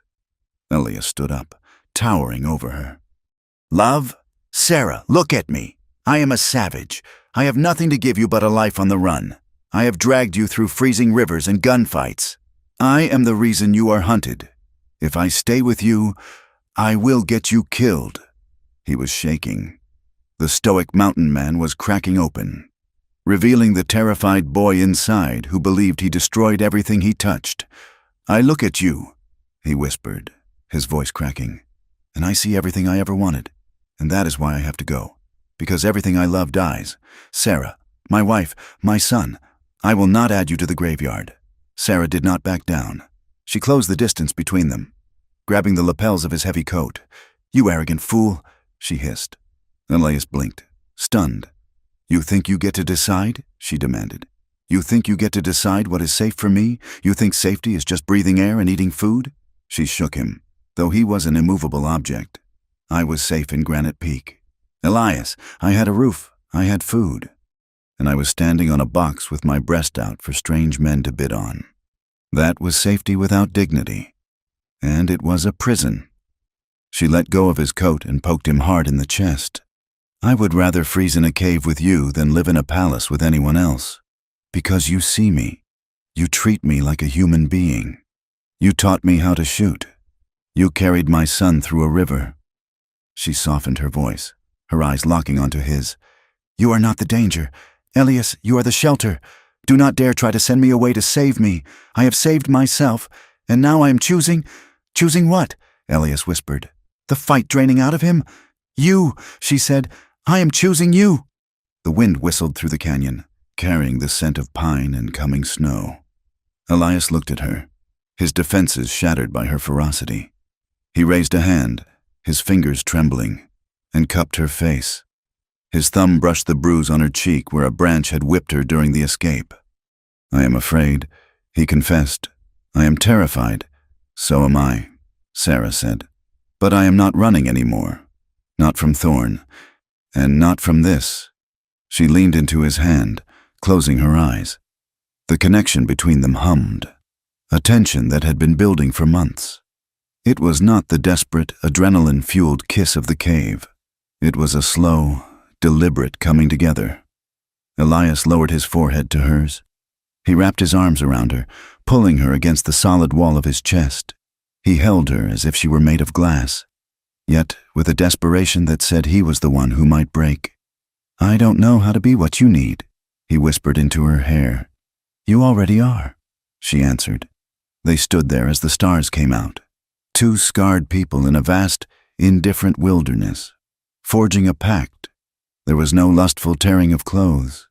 The air was too cold, the danger too near, the trauma too fresh for that. Instead, there was a profound, aching intimacy. He kissed her forehead, her eyelids, the corner of her mouth. He held her hands, warming them in his own. It was a courtship of survival, a romance of small touches that claimed possession not of the body, but of the soul. Later that night, back in the cabin, after Samuel was asleep, they sat by the fire. The map of the territory was spread out on the rug between them. Elias traced a line with his finger. If we go to Oregon, he started... No, Sarah interrupted. She reached out and placed her hand over his, stopping his finger. She moved his hand back to the center of the map, back to Granite Peak. We are not going to Oregon, she said. We are going back. Elias looked at her, his eyes widening. Sarah, that is suicide. No, she said. It is justice. We have the truth. We know about the coal. We know about the murder. Thorn owns the law there, Elias reminded her.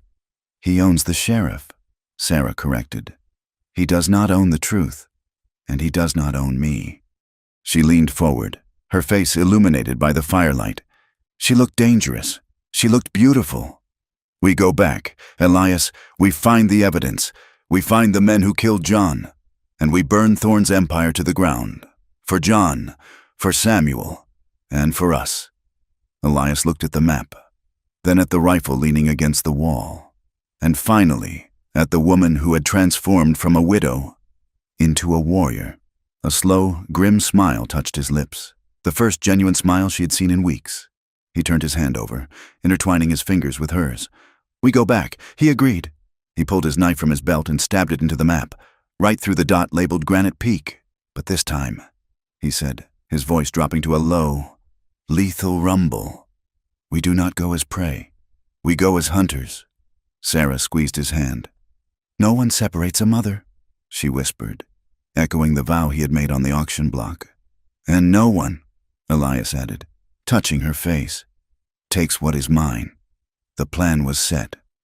They would rest for 2 more days, gather supplies from Thomas and Marie, and then they would turn the horses north, into the storm, into the teeth of the enemy. But this time, they would not be running away. They would be riding home to take it back. The return to Granite Peak was not done under the cover of darkness, as a fugitive might move, but in the gray, steel-hard light of early morning. The town was waking up to the sound of wagon wheels churning through the half-frozen mud of Main Street. Elias sat on the buckboard of a borrowed wagon, the reins loose in his hands. Sarah sat beside him. She was no longer wearing the tattered dress of the auction block. She wore the buckskin trousers and coat, cleaned and mended, with a heavy woolen shawl draped over one shoulder. Her hair was braided back, exposing a face that had lost the softness of grief and gained the sharp, angular resilience of survival. Across her lap lay the Winchester rifle she had learned to use in the high country. They rode past the saloon, past the mercantile where Mr. Henderson had denied her credit, and past the livery stable. People stopped. The blacksmith let his hammer rest. A woman shaking out a rug on a balcony froze. They recognized the mountain man, and they recognized the woman, but they did not recognize the look in her eyes. They pulled up in front of the town hall. It was the same building where, months ago, Sarah had been sold.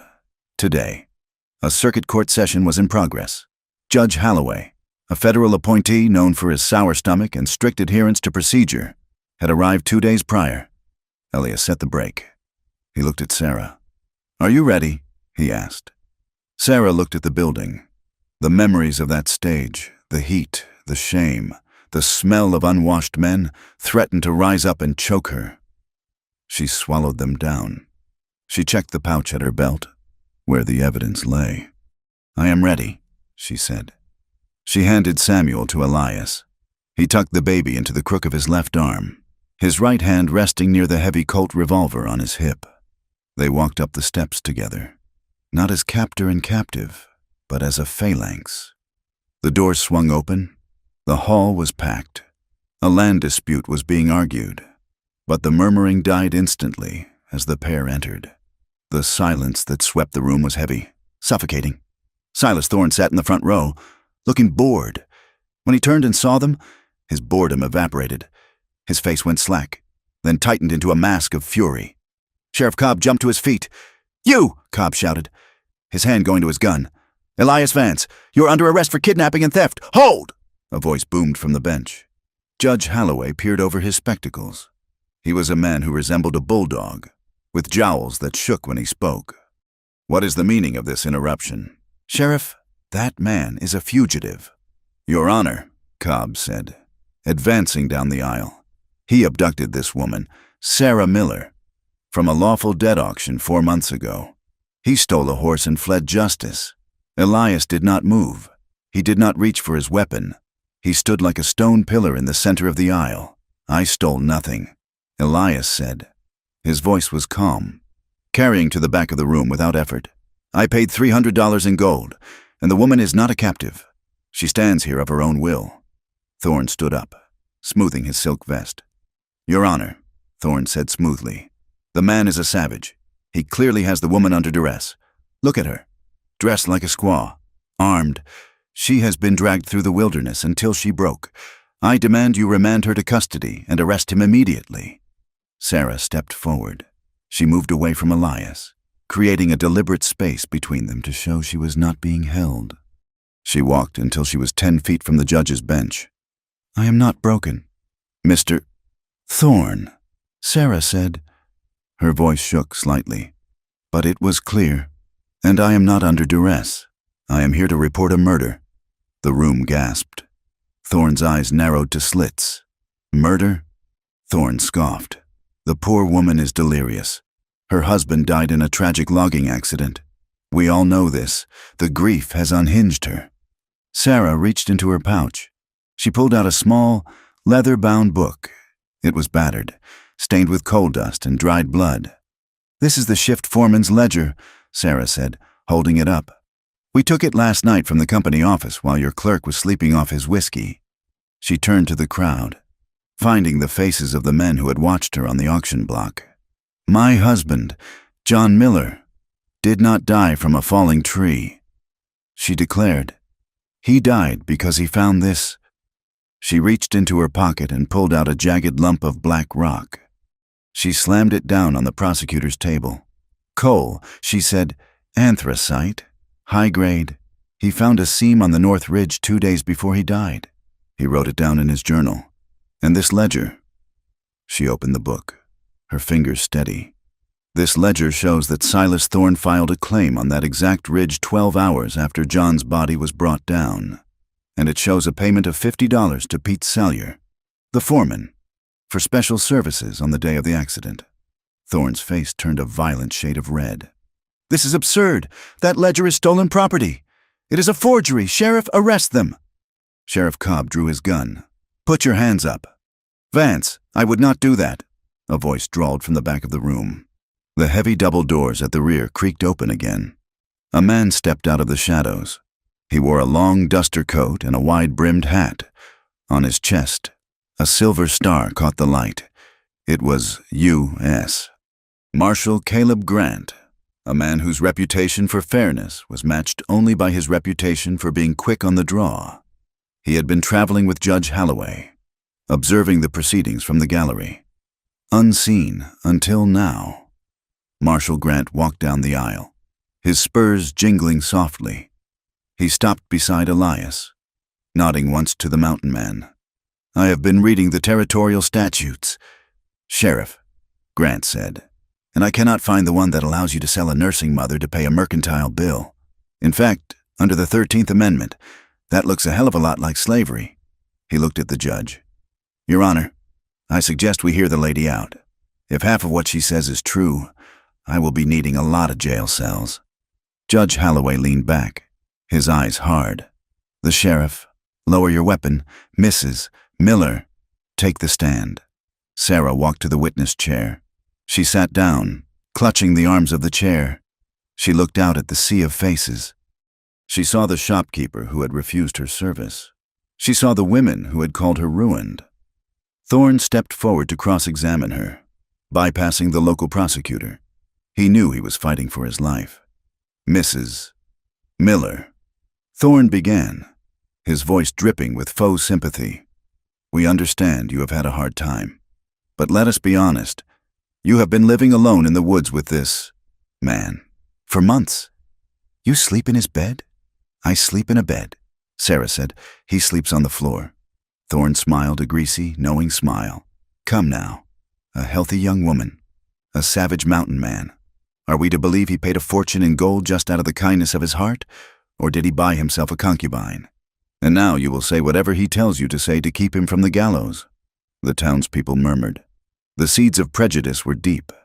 It was easier to believe she was a fallen woman than to believe she was a hero. Sarah looked Thorne in the eye. "You want to talk about shame, Mr. Thorne?" she asked quietly. She stood up. "You made me stand on that stage," she said, pointing to the platform where the judge sat. "You made me unbutton my dress. You made me feed my son while men bet on my body like I was a heifer at a fair." Her voice rose, gaining power. "You tried to take my baby. You tried to sell him to an orphanage so you could get a better price for my labor. And this man," she pointed to Elias, who stood silently by the rail, holding Samuel. This man, who you call a savage, gave every penny he owned to keep a mother and child together. He never asked for a thing. He never touched me. He carried us through snowstorms. He went hungry so my son could eat. She looked at the women in the front row. You call me ruined, she asked them. I am not ruined. I am survived. I am the woman who walked out of the hell you built and came back to burn it down. The courtroom was deadly silent. The shame that Thorn tried to cast on her had been reflected back, magnified 1,000 times, onto the town itself. Men looked at their boots. The women looked pale. We have a witness, Sarah said. She looked at the back door. Marshal? Marshal Grant opened the door and pulled a man into the room. It was Pete Salyer, the foreman. He was handcuffed and looked like he had been weeping. We found Mr. Salyer trying to catch the morning stage to Denver. Grant said he had a very interesting story to tell about a loosened chain on a log pile. Thorn's composure shattered. He looked around the room.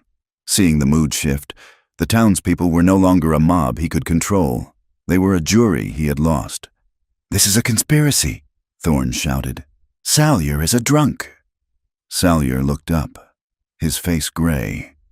He told me to do it, Salyer whispered. He said John Miller was a troublemaker. He said the coal was worth millions.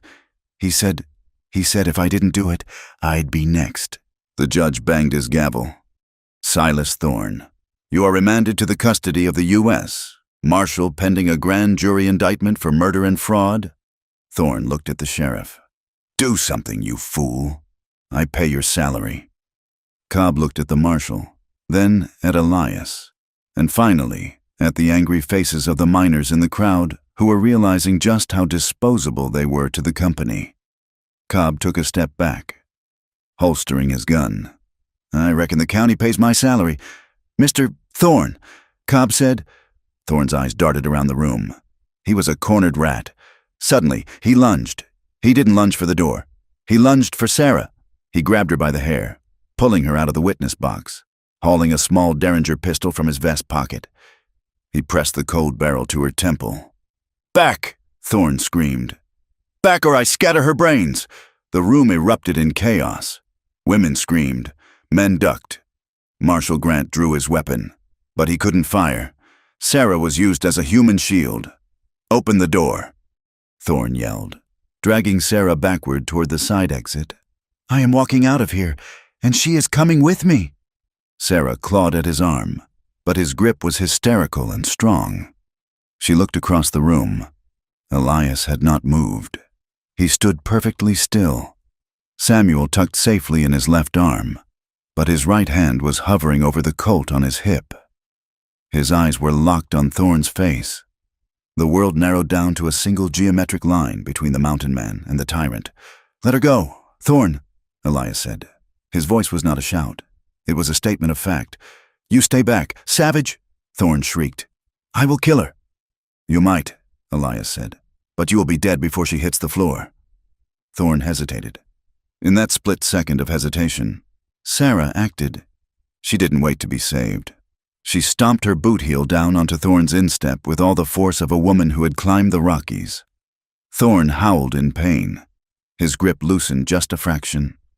Sarah threw her elbow back, slamming it into his ribs, and dropped to the floor. Thorn's gun wavered. Elias moved. It was not the reckless violence of a gunslinger. It was the precise, controlled motion of a predator.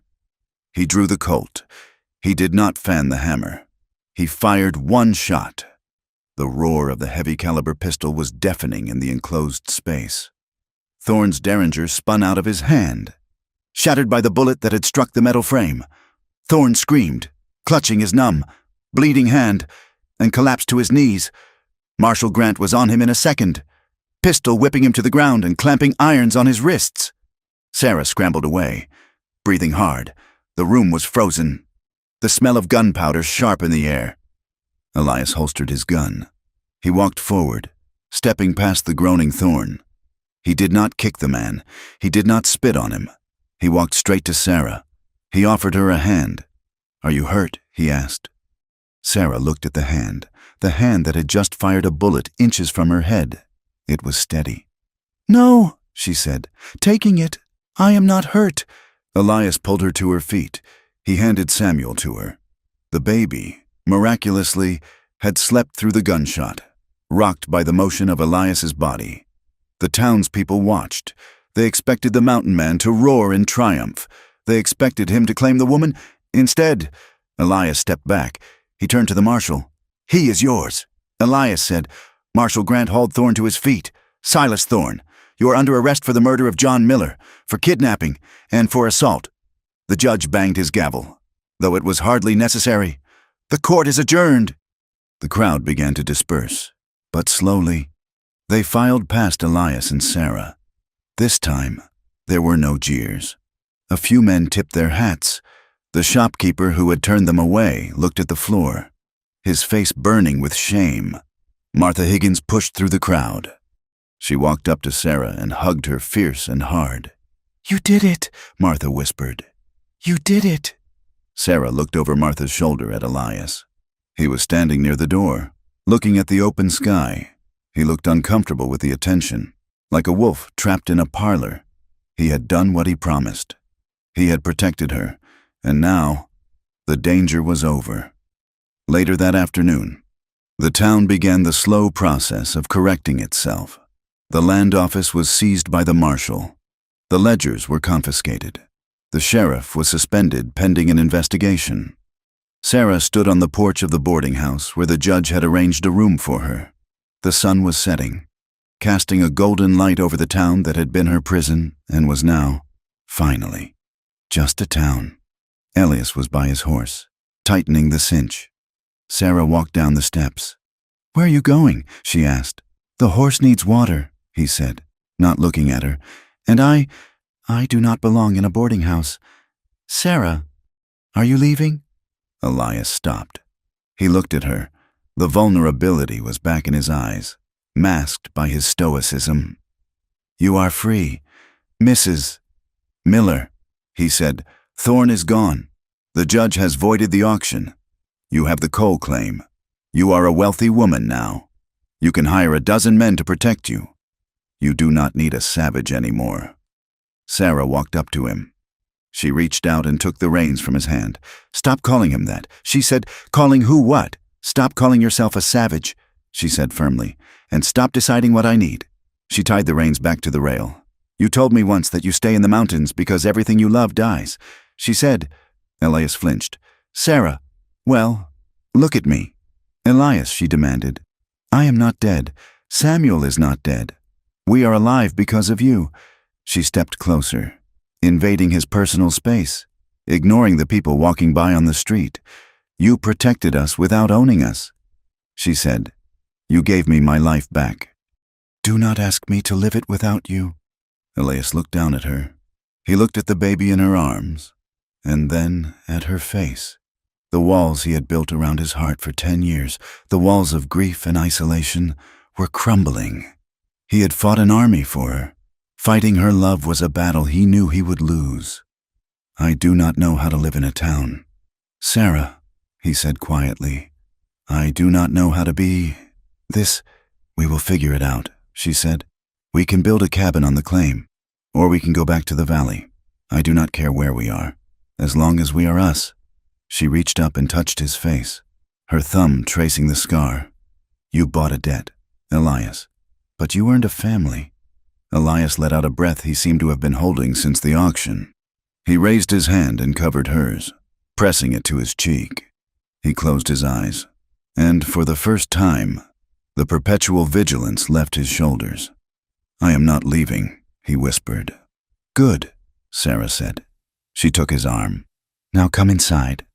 Martha is making stew, and Samuel needs his father figure to hold him while I eat. Elias looked at the boarding house, then at the woman who had saved him just as surely as he had saved her. A slow smile spread across his face, transforming his features. Yes, ma'am, he said.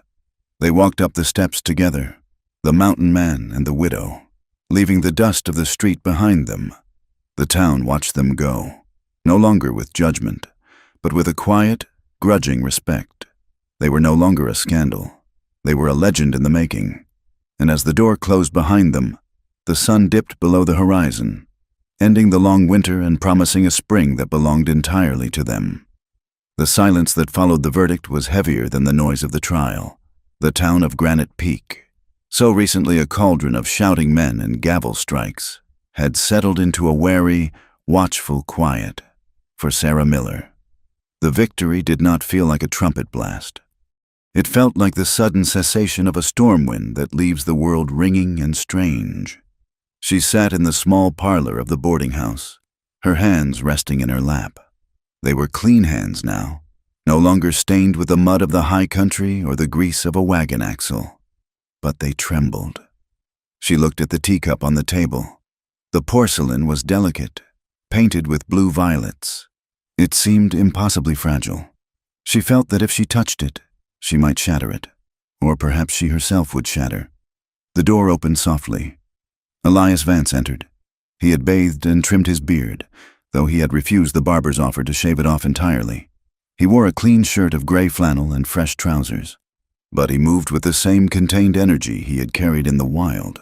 He looked too large for the room. The floral wallpaper and the lace curtains seemed to shrink away from him. He stood by the door, his hat in his hands. "The marshal has finished the paperwork," Elias said. His voice was low. "Careful. The deed to the ridge is in your name. The frozen assets from the Thorn Company have been released to you." Sarah nodded. "Thank you. You are a wealthy woman." "Sarah," he said. "It is blood money," she replied, looking out the window where the street below was busy with commerce. "It is the price of John's life." "It is justice," Elias corrected. "It will secure Samuel's future. He will never have to work a dangerous line. He will never have to stand on a block." Sarah turned to look at him. Elias was standing on the threshold, not fully entering the room. He looked like a man prepared to leave. The saddlebags she had seen near the door were packed. "Where are you going?" she asked, the old panic flaring in her chest before she could suppress it. Elias looked at his boots. "The snow is melting in the high passes. The beaver will be moving. You are going back to the trap line. I am a mountain man." "Sarah." "That is what I do." Sarah stood up. The trembling in her hands stopped. "We talked about this," she said, "on the porch. You said you would stay. I said I would stay until you were safe," Elias said. "You are safe now. You have the law on your side. You have money. You have the respect of the town, or at least their fear, which serves the same purpose." He looked up, meeting her gaze with eyes that were full of pain.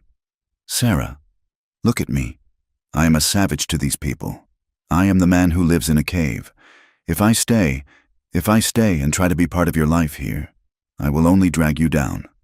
They will tolerate you because you are the widow who won. But if you keep the mountain man in your parlor, they will whisper. They will say you are tainted." "I do not care what they say," Sarah said fiercely. "You should," Elias countered. "You have a son to raise in this society. He needs a mother who is respected, not a mother who is living in sin with a drifter." "Living in sin," Sarah repeated the words, tasting the bitterness of them. "Is that what you think we are?" Elias stepped forward, his restraint cracking. "I think I am a man who has spent 10 years talking to trees and ghosts," he said. "I think I am rough and scarred and have blood on my hands. And I think you are a woman who deserves a gentle life. You deserve a man who can take you to church without the congregation staring. A man who knows how to hold a teacup, not a bowie knife." He reached out, almost touching her, but stopped his hand in the air. "I was the shelter for the storm. Sarah, the storm is over. You do not need the shelter anymore. You need the sun." Sarah looked at him, this giant, terrified man who was trying to break his own heart to save her reputation. She saw the love in his sacrifice, but she also saw the lie in it. She walked across the room and closed the door, shutting out the boarding house, the town, and the world. "Sit down." "Elias," she said. He hesitated, then sat on the edge of the stiff velvet sofa. He looked like a bear caught in a trap. Sarah did not sit. She paced the rug. "You think you are saving me by leaving," she said. "You think you are giving me a chance at a normal life. It is the right thing to do," he murmured. "Is it?" Sarah asked. She stopped and faced him. "Let me tell you about the normal life I had before you. Elias. My normal life was a husband who worked himself to death because the company squeezed us for every cent. My normal life was neighbors who turned their backs when I couldn't pay the rent. My normal life was a town that watched a woman be sold like cattle and did nothing but bid." She took a breath, her voice trembling with emotion. "I have seen civilization. Elias, I have seen the men in suits who follow the law, and I would rather have the man in buckskins who follows his conscience." She sat down beside him on the sofa, close enough that their knees touched. "You say you are a temporary shelter," she said softly, "but you are wrong. You are the foundation. When I was out there in the snow, when I was terrified and cold, you did not just keep me warm, you gave me back my dignity. You treated me like a person when the world treated me like a thing." She reached out and took his large, calloused hand in hers. "I am not choosing you because I am desperate," she said, her voice firm. "I am not choosing you because I need a guard dog. I am choosing you because I know who you are. I know you are the man who sings to my son when he cries. I know you are the man who held me in a cave and asked for nothing." She squeezed his hand. "If you leave, Elias, you are not sparing me a burden. You are taking away the only thing that makes this victory matter." Elias stared at their joined hands. He was trembling. The walls of his self-imposed exile, built brick by brick over a decade of grief, were shaking. "I am afraid," he whispered. "I am afraid I will fail you. I do not know how to be a husband. I do not know how to be a father." Sarah smiled, a genuine, tear-filled smile. "Neither do I," she said. "I am making it up as I go. We will learn together." Elias looked at her then. He saw the resolve in her eyes. He saw that she was not a damsel to be saved, but a partner offering a contract. "Okay," he breathed. "Okay." The next morning, they faced the town. It would have been easier to sneak away to the ridge, to disappear into the land and hide from the prying eyes, but Sarah refused. She wanted to walk down Main Street. She wanted to show Granite Peak that she was not hiding. They walked out of the boarding house at 10 in the morning. Sarah wore a new dress of blue calico she had purchased, simple but well made. Elias wore his clean flannel and a new canvas coat, his hair tied back neatly. He carried Samuel in one arm, the baby looking around with bright, curious eyes. They walked to the general store. The bell jangled as they entered. The conversation inside stopped. Mr. Henderson was behind the counter. 2 local ranch wives were inspecting fabric. Sarah walked straight to the counter. Elias stood beside her, a solid, undeniable presence. "Good morning, Mr. Henderson," Sarah said. Henderson looked at her, then at Elias, then at the baby. He swallowed hard. The shame of their last encounter hung in the air between them. "Good morning, Mrs. Miller," he said, his voice tight. "I would like to open an account," Sarah said clearly. "And I would like to pay the balance of John Miller's debt, not the fraudulent debt Thorne created, the real one, the $2 for the flour." She placed 2 silver dollars on the counter. Henderson looked at the coins. He looked at Sarah's face. He saw no malice there, only a calm expectation of fairness. He picked up the coins. He opened his ledger. He wrote in it, his pen scratching loudly in the silence. "Account paid in full," he said. He looked up. His eyes met Elias's. Elias nodded, a small, barely perceptible dip of his chin. "Mr. Vance," Henderson said, clearing his throat.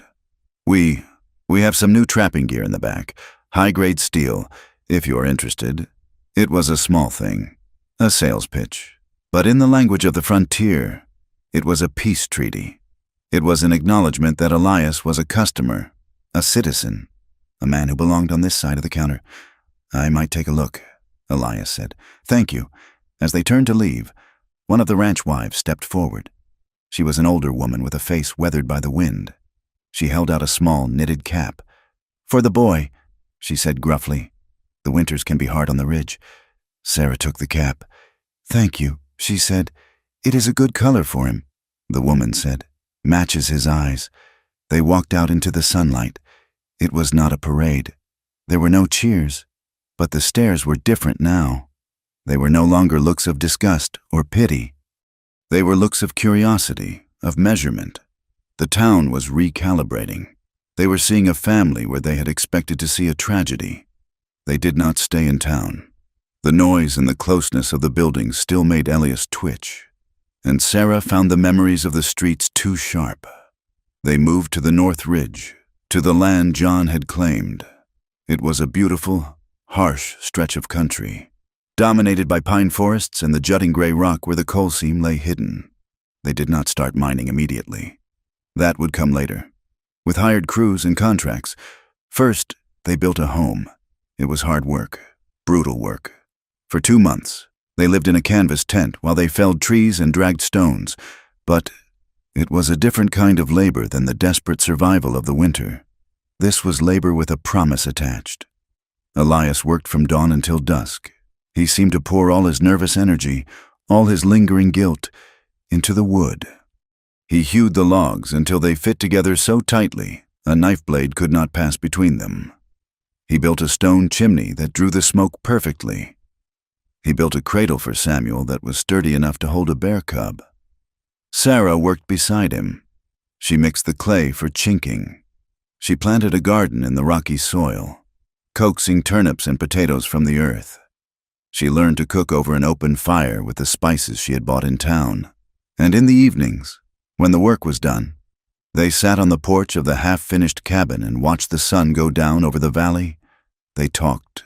They talked about everything and nothing. Elias told her about the migration patterns of the elk, about the names of the stars, about the time he wrestled a mule in Santa Fe.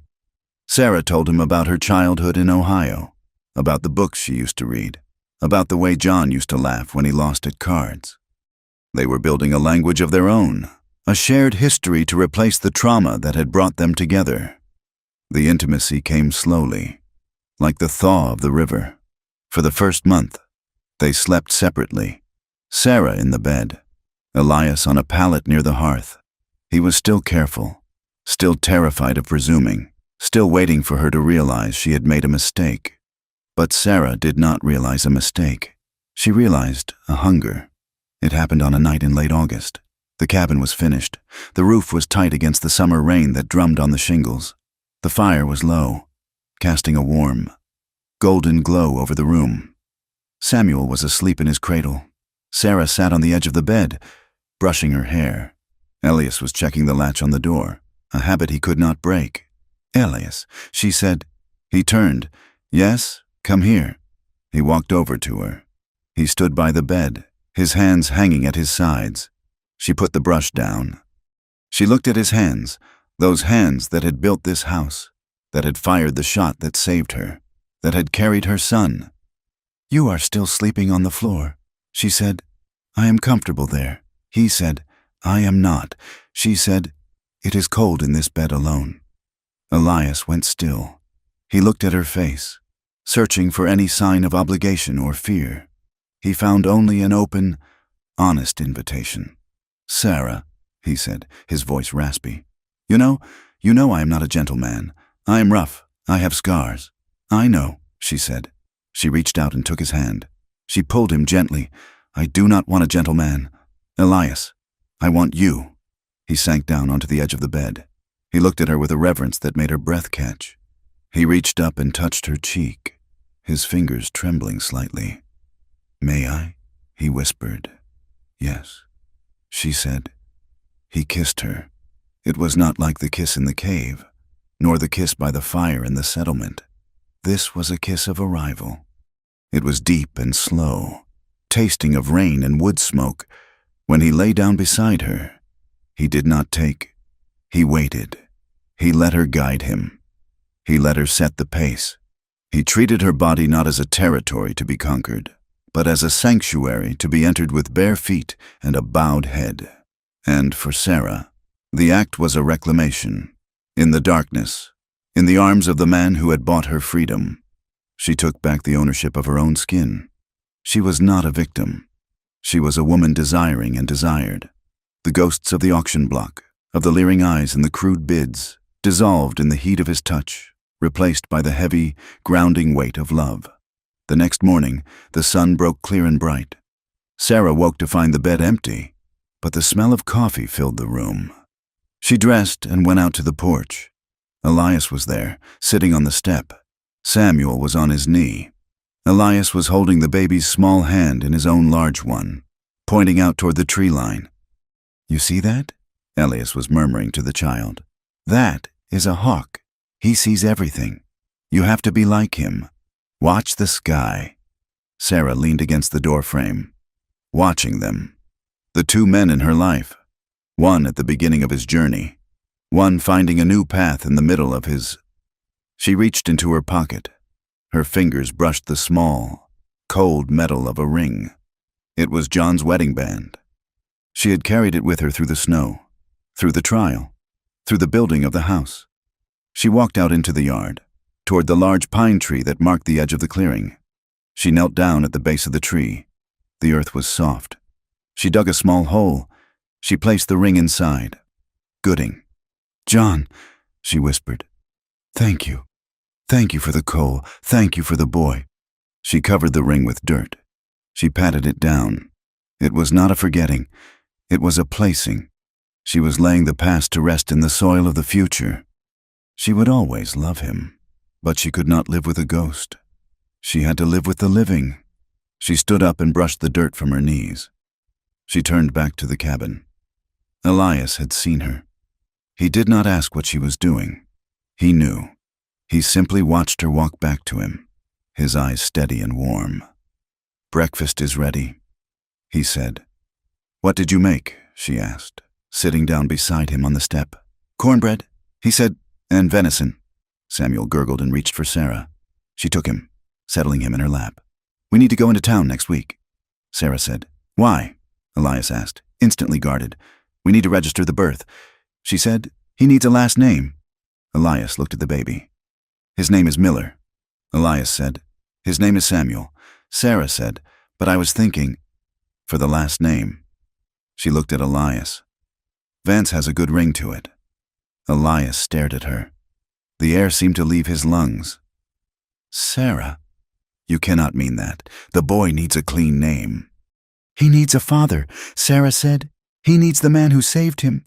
And so do I." She reached out and took Elias's hand. "Marry me, Elias. Let us make it right. Let us make it legal. Let the whole town see." Elias looked at the valley spreading out before them.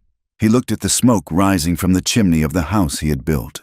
He looked at the woman who had seen the man beneath the monster. He squeezed her hand. "I will have to get a new suit," he said gruffly. Sarah laughed. It was a bright, clear sound that echoed off the mountains. "Yes," she said, "you will." The wedding was small. It was held in the White Church in Granite Peak. Martha Higgins stood as the witness. Marshal Grant, who was passing through on his circuit, attended as well. There were whispers. Of course, there would always be whispers. Some people said she had married the savage for protection. Some said he had married her for the coal money. But as Elias and Sarah walked out of the church doors, blinking in the sunlight, none of that mattered. They stood on the steps, a family. Elias carried Samuel, who was now wearing a small buckskin jacket his father had made. Sarah held Elias's arm, her head held high. They looked out at the town, then past it, toward the mountains that rose purple and majestic in the distance. The wind blew down from the peaks, cold and clean, carrying the scent of pine and coming snow. It was a harsh land. It was a land that could kill you with cold, or with greed, or with indifference. It was a land where a woman could be sold for a debt and a man could be hunted for a crime he didn't commit. But it was also a land where you could rebuild, where you could carve a life out of the rock, where love, if it was strong enough, could survive the winter. Elias looked down at his wife. "Ready to go home?" he asked. Sarah looked at the wagon, then at the road leading north, back to their ridge, back to their cabin, back to the life they had chosen. "I am ready," she said. He helped her into the wagon. He climbed up beside her. He took the reins. "No one separates a mother," he said softly. a quiet echo of the vow that had started it all. "And no one," Sarah added, leaning her head on his shoulder, "separates us." Elias snapped the reins. The wagon lurched forward, rolling out of town, leaving the shadows of the past behind them, heading toward the high country where the air was thin and the light was clear, and where they belonged, together, until the mountains crumbled to dust. Thank you for listening to this story. It has been a journey through the harsh beauty of the American West, exploring themes of survival, justice, and the enduring power of love. I would love to hear where you are listening from today. Are you in the mountains, the city, or somewhere in between? Please leave a comment below. If you enjoyed this tale and want to hear more stories about the rugged frontier, please subscribe to From Wild West. I invite you to share your thoughts in English. What did you think of Sarah and Elias's journey? Did the ending resonate with you? Until next time, keep your powder dry and your eyes on the horizon.